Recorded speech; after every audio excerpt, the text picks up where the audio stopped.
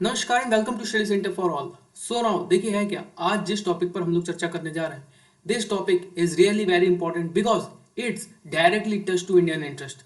अब बात कर लेते हैं कि कैसे ये टॉपिक हमारे लिए इंपॉर्टेंट है। देखिए हुआ क्या था, हाल फिलहाल में 26 अक्टूबर को इसराइल के द्वारा एक एयर स्ट्राइक कंडक्ट की जाती है ईरान पर, जिसमें इसराइल के द्वारा ईरान के पूरे एयर डिफेंस सिस्टम को कर दिया जाता है नष्ट। मीन्स दावा ये किया जा रहा है कि ईरान के पास रशिया के द्वारा दी हुई S-300 एयर डिफेंस सिस्टम था, जिसकी लगभग 4 बैटरीज ईरान के पास थी, उसको पूरी तरीके से नष्ट कर दिया एक एयर स्ट्राइक में इसराइल ने। ठीक है, अब यहाँ पर हम बात कर लेते हैं कि ये डायरेक्टली इंडिया से कैसे जुड़ा हुआ। देखिए है क्या, रशिया के द्वारा अपने वेपन पूरे मिडिल ईस्ट में डिस्ट्रीब्यूट किए जाते हैं, और भारत रशिया से डिफेंस के मामले में अगर हम बात करें तो रशिया हमारा एक बहुत बड़ा आपूर्तिकर्ता है वेपन्स का। ठीक है, हाँ ये अपने आप में एक अलग चीज़ है कि अभी हाल फिलहाल के दशक से रशिया से हमारा मार्केट कुछ गिरा है, बिकॉज हमने अपना एक नया मार्केट खोजा है जो जो कि हम खरीद रहे हैं वेस्ट कंट्रीज से। ठीक है, अब होता क्या है कि ईरान की जो एयर डिफेंस सिस्टम है उसकी रक्षा, एयर जो होती है उसकी रक्षा करता है रशिया के द्वारा दिया हुआ S-300 air defence system, but Israel के द्वारा इस पूरे एयर डिफेंस सिस्टम को कर दिया जाता है नष्ट। अब यहाँ पर इंडिया के द्वारा रशिया से लिया गया है एयर S-400 सिस्टम। ठीक है, याद रखिएगा, इंडिया ने रशिया से लिया है S-400 एयर डिफेंस सिस्टम। तो यहाँ पर इस आर्टिकल में यही कहा जा रहा है कि इसराइल डिस्ट्रॉयड ईरान S-300।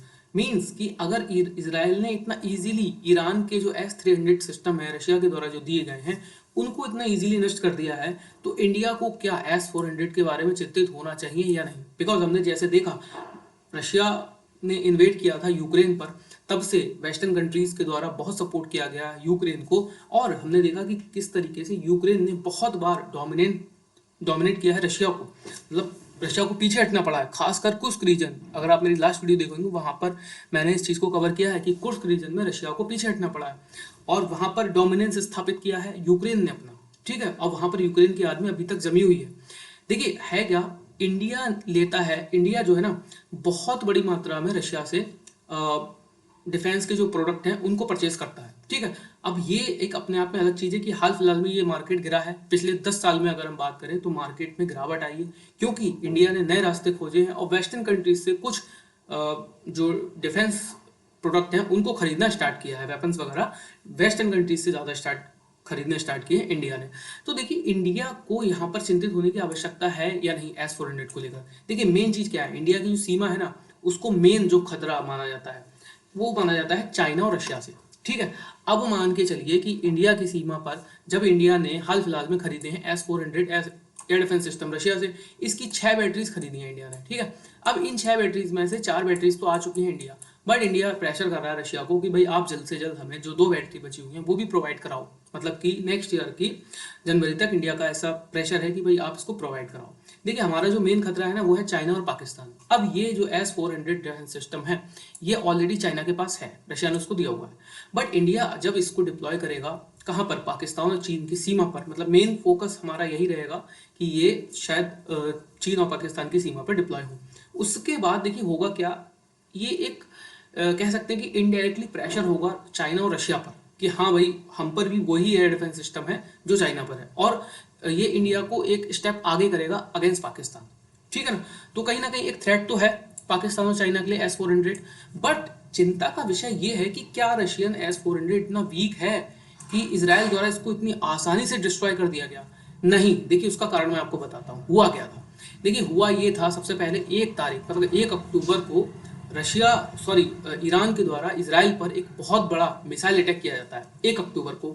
ये मिसाइल अटैक होता है ICBM, मतलब जो इंटर कॉन्टिनेंटल बैलिस्टिक मिसाइल होती हैं, वो लगभग 180 प्लस मिसाइल से ईरान के द्वारा इसराइल पर एक बहुत बड़ा हमला किया जाता है, जिसमें इसराइल को बहुत ज़्यादा नुकसान नहीं होता है। इसका जो एयर डिफेंस सिस्टम है आयरन डोम उसको काफ़ी हद तक रोकने में सक्षम है। उसके बाद होता क्या है, 26 दिन बाद लगभग 26 अक्टूबर को इसराइल के द्वारा ईरान पर एक बहुत बड़ा मिसाइल अटैक किया था। बट यहाँ पर हम बात करेंगे कि ऐसा नहीं कि इसराइल ने ईरान के जो S-300 डिफेंस सिस्टम उसको एकदम से नष्ट कर दिया, नहीं, ये एक स्ट्रेटेजी थी। ठीक है, अब इसमें 3 फेज में इसराइल के द्वारा हमला किया जाता है। पहले फेज में इसके जो एयर डिफेंस सिस्टम है ईरान के उनको नष्ट किया जाता है। सेकेंड फेज में अब देखिए यहाँ पर मैं एक चीज आपको बता देता हूँ, जो इनके पास एयर डिफेंस सिस्टम थे ना ईरान के पास, वो थे 4, ठीक है, जिसमें से एक इन्होंने अप्रैल में ही नष्ट कर दिया था। इसराइल ने एक एयर स्ट्राइक की थी ईरान में, उसमें से इन्होंने एक तभी नष्ट कर दिया था। अब इसकी जो बची हुई 3 बैटरी थी उनको भी हाल फिलहाल में 26 अक्टूबर को इन्होंने कर दिया नष्ट। इस चीज से रशिया बहुत ज्यादा है खफा, ठीक है। अब देखिए ये एक बहुत कह सकते हैं कि इसराइल की एक स्ट्रेटेजी थी, अच्छी स्ट्रेटेजी थी, जिसमें रशिया ने, देखिए इसको चलाने के लिए ना और थोड़ा सा सक्षम होना भी जरूरी है कंट्री का, है ना।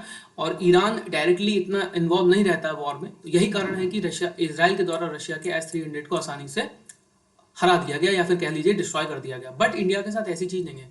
देखो इंडिया की जो बास्केट है ना वो वेरियस है, काफी मतलब वैरायटी उसमें है, ठीक है।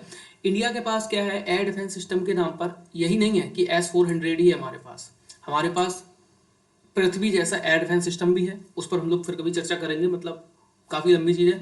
जो कि अब देखिए जो पृथ्वी है उसके बाद हमारे पास सतह से हवा में मार करने वाली SRM एक मिसाइल सिस्टम है, जो कि डेवलप मोड है किसका, आकाश मिसाइल का। ये सतह से हवा में मार करने वाली मिसाइल है, ये मध्यम दूरी की मतलब मिसाइल है, ठीक है। और S-400 लंबी दूरी की मिसाइल है, और जो पृथ्वी हमारी है वो भी एक लंबी दूरी की मिसाइल है, ठीक है। तो हमारे पास यही नहीं और भी बराक जो एक मिसाइल है वो भी है, वो भी इसराइल के द्वारा ही, मतलब इसराइल के सपोर्ट से इंडिया द्वारा बनाया गया है। और ये जो SRM या फिर हम कह लें कि परिष्कृत रूप है आकाश का, तो ये आकाश मिसाइल का जो परिष्कृत रूप है SRM मिसाइल, वो भी इंडिया और इसराइल के द्वारा बनाए गए हैं। तो मतलब इंडिया की अगर बास्केट हम देखें तो वो काफ़ी हद तक वैरायटी पूर्ण है, मतलब उसमें वैरायटी बहुत ज़्यादा है, और मुझे नहीं लगता कि इंडिया को इतनी चिंतित होने की आवश्यकता है। बट ये ज़रूरी है कि हाँ, जितनी आसानी से S-300 को इसराइल ने नष्ट कर दिया, तो ये अपने आप में एक चिंता का विषय है। अब यहाँ पर बिंदु ये भी हो सकते हैं कि भाई इनको इतना चलाना ना आया हो, है ना, और या फिर कह लीजिए कि इतने सक्षम ना हो इस चीज को इस्तेमाल करने में। बाकी देखते हैं आगे क्या डेवलपमेंट निकल कर आते हैं। देखिए अभी तो यही लग रहा है कि इंडिया को बहुत ज़्यादा चिंतित होने की आवश्यकता नहीं है इस चीज़ के लिए। और S-400 मिसाइल जब इंडिया, एयर डिफेंस सिस्टम जब इंडिया के पास आएगा, तो मुझे लगता है कि इंडिया ने जैसे समय रहते ब्रह्मोस मिसाइल में चेंजेस किए और उसको डेवलप किया, मतलब और भी ज़्यादा उसको अपग्रेड किया, तो उसी हिसाब से मुझे ऐसा लग रहा है कि थोड़े बहुत दिन बाद इंडिया को भी अपने जो एयर डिफेंस, जब S-400 air defence system India के पास है, उसको भी डेवलप करने की आवश्यकता है। तो देखिए अभी की वीडियो में इतना ही था। कंक्लूजन यही कि इंडिया के पास चूंकि वैरायटी है और ईरान के पास इतनी वैरायटी नहीं है, तो यही कारण है कि इंडिया को बहुत ज़्यादा चिंतित होने की आवश्यकता नहीं है। तो आज की वीडियो में इतना ही था, मिलते हैं नेक्स्ट वीडियो में। अभी के लिए bye bye and good night.